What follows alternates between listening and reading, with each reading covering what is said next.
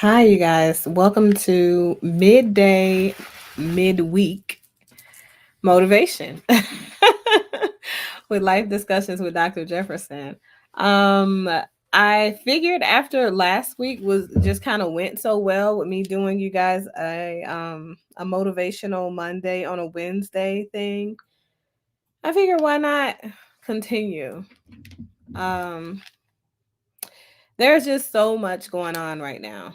It's a lot, and for those of you who caught the Monday show, I'm sure you know, like this whole Travis Scott situation from the concert and all those people losing their lives, but even more importantly, we have a lot of people on a consistent basis that are connected to us on a more personal level who are losing their life or their value, personal value in their lives due to distress. Um, there are a ton of things going on right now. Susanna and I were just kind of talking about there are so many stressors, and with Veterans Day coming up tomorrow, there are lots of veterans who are out there who are not necessarily combat veterans, but I think oftentimes some veterans don't get the credit they deserve for having to go through tremendous transitions in the lifestyle that comes along with being in the military.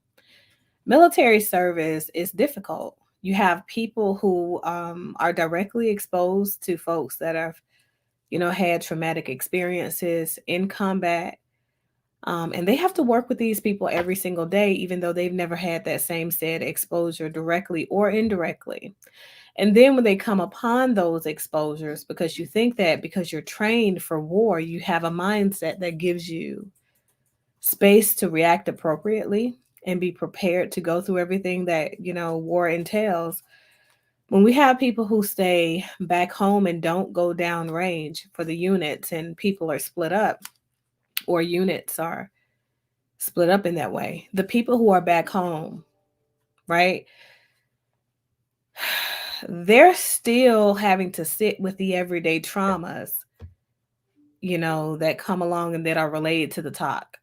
And they have to sit with the fact that their colleagues, their friends, and some people become family because that's what we are going through these distressful moments, and sometimes they lose people in the process, and that's stressful as well, right? So I think that the transition, the exposure to other people's trauma, that vicarious component, there are so many different layers. Okay, so many different layers to what it means to be a veteran, what it means to be a service member, especially when you're a service member who serves out your tour of duty and your contract honorably. And there is a lot of controversy, I think, now around that because many people are dismissed, discharged from the military dishonorably, or should I say, general discharge on other, what they call it, under other than honorable circumstances for popping on a piss test, for basically being in under the influence of drugs um, when they do these random urinalysis. Hey, how are you, Rush? So there there are a lot of layers, I think, to military service. So I tell people learn how to be compassionate and permissive to people when you see them in their struggle, and learn appropriate questions to ask people. Um, I am a combat veteran, and I've had a tremendous amount of trauma exposure in events and things like that. I've lost a lot of people who mean so much to me, even to this day. Um, but I've had young people ask me in public, "Oh, wow, that's a neat tag. Have you ever killed anybody?" And so you think to yourself, like, it's a kid. So, anything can come out of a kid's mouth.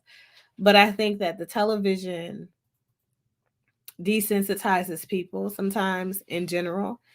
And we don't know to have the follow up conversations after our kids are watching certain movies and things like that and tell them, hey, you know what, this isn't, an appropriate question to ask in public. Because had I told her at that point what the answer was, I don't think her mother would have felt comfortable. And I know it would have been an uncomfortable space for her to be in, in the presence of someone who has taken lives. And so it's just, I think there are so many layers. I think for many service members, for my conversations with my battles, um, we all have different things that trigger us in different ways, and we all respond very differently to civilians, right? And their curiosity about what service entails, what our jobs were.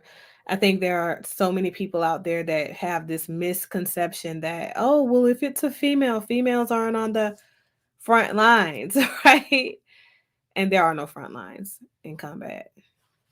So I think that, being compassionate, being permissive with yourself to be curious and find out kind of like what different occupational specialties look like. MOS is for enlisted people, branches for us officers. Just being more curious so that you can have a more respectful conversation to those veterans that you may see about tomorrow, taking advantage of some of the specials and freebies and discounts that are increased. Personally, I would really like to see Home Depot and Lowe's offer a bigger military discount tomorrow. So I can get some other renovations done, other projects done in my home, but I've noticed that stock has been very low. So if you're a veteran and you are intending to celebrate tomorrow and things like that, let me know what your plans are, where you plan to go and to dine and things like that. I typically just do not get out and I don't do buffets at all. Just don't. Um, but there are other places that I typically will go to, like IHOP.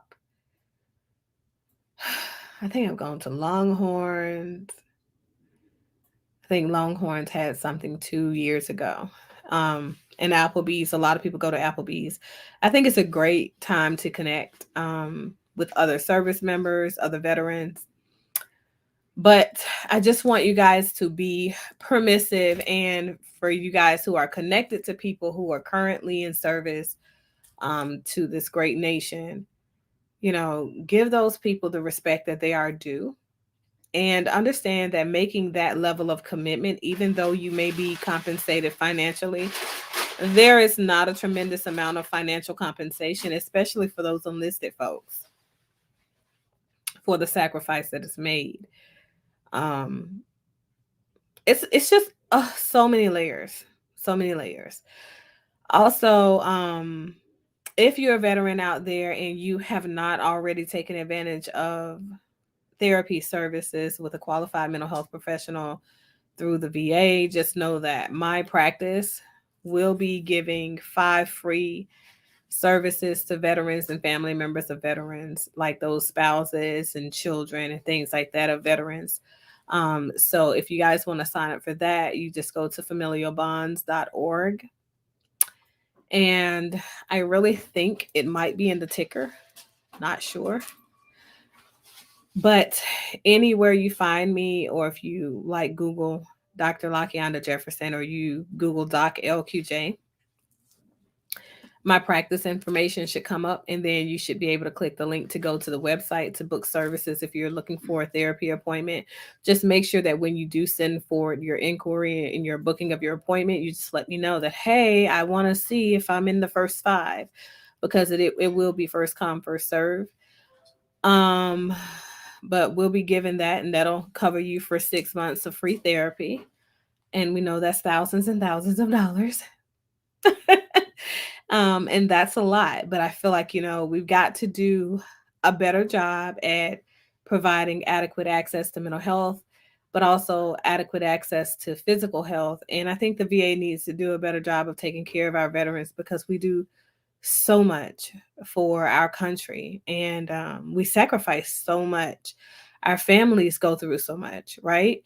So I think that as a system, we should just do better. And I don't think that veterans should be honored just one day of the week. And um, I mean, one day of the year.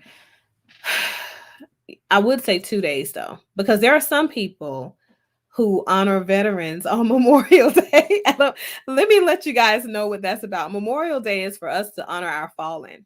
So those are our comrades that we've served with and we lost them in combat. They died in the line of duty. Okay. That's what it's a memorial.